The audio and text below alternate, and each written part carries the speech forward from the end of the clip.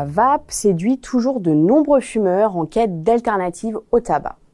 Pourtant, le marché peine à franchir un nouveau palier et les acteurs doivent développer de nouvelles stratégies de conquête client. C'est l'une des conclusions de la dernière étude Xerfi Precepta sur ce sujet et intitulée « Les dynamiques concurrentielles sur le marché de la cigarette électronique ».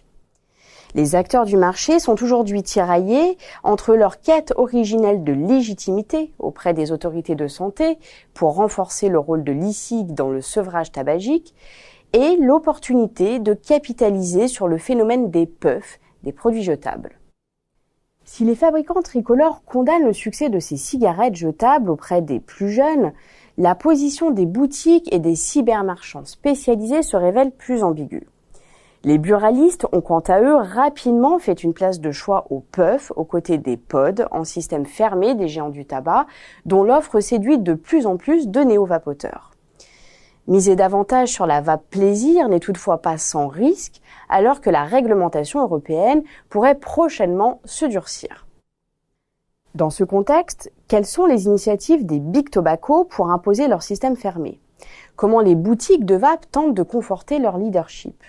Et quelles sont les réelles perspectives de croissance du marché français à l'horizon 2024 ?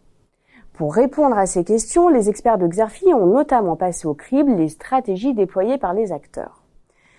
Pour les fabricants de e-liquide, citons la vente directe, l'élargissement de l'offre ou encore les certifications. Les Big Tobacco, eux, sont à l'offensive grâce à leur pod en système fermé. Mentionnons en particulier le leadership de la marque Vuse du groupe British American Tobacco. L'étude analyse également les stratégies de croissance des vape shops comme l'extension des réseaux, la vente en ligne ou la création de gammes en marque propre. Enfin, outre les stratégies de pénétration des grandes marketplaces généralistes sur le marché de la vape, l'étude s'est également penchée sur l'offensive des buralistes.